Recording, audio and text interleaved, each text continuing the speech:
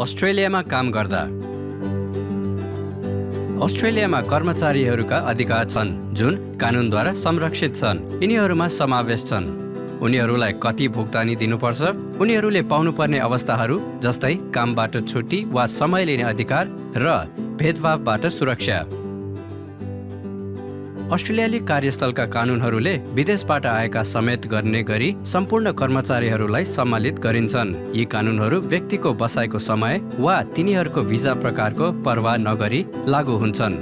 सबै रोजगारदाताहरूले यी नियमहरूको पालना गर्नुपर्छ। न्यूनतम तलबका दरहरू। अस्ट्रेलियामा विभिन्न कामहरूका लागि न्यूनतम तलबका दरहरू तोकिएका छन्। सम्पूर्ण कर्मचारीहरूले उनीहरूको कामको लागि न्यूनतम दरको भुक्तानी पाउनुपर्छ। उनीहरूले काम गरेका सबै घण्टाहरूका लागि न्यूनतम दर प्राप्त गर्नुपर्छ। रोजगारदाताहरू र कर्मचारीहरूले तलबको दरहरू कम गर्नको लागि सहमति गर्न सक्दैनन्। कर्मचारीहरूलाई पैसामा भुक्तानी गरिनुपर्छ र न कि सामानहरू वा सेवाहरूमा जस्तै खाना, कपडा वा आवास। न्यूनतम तलबका दरहरू प्रत्येक वर्ष समीक्षा गरिन्छ र यो प्राय 1 जुलाईमा बढ्दछ। कर्मचारीहरूले कहिले काम गर्न सक्छन्, कहिले उनीहरूले छुट्टीहरू लिनुपर्छ र कति घण्टाहरू उनीहरूले काम गर्न सक्छन् यस सम्बन्धी यहाँ नियमहरू पनि छन्। The fair work ombudsman. The fair work अम्बुड्सम्यानले रोजगारदाताहरू र कर्मचारीलाई अस्ट्रेलियाको कार्यस्थलको कानुनहरू बुझाउन निशुल्क जानकारी र सल्लाह प्रदान गर्दछ।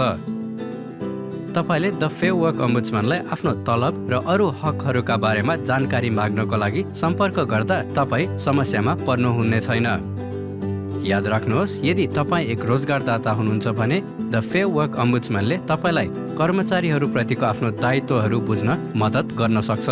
द फेयर वर्क अम्बुड्सम्यानलाई सम्पर्क गर्न www.fairwork.gov.au/नेपालीमा जानुहोस् वा द फेयर वर्कको जानकारी लाइन 131394 मा कल गर्नुहोस्।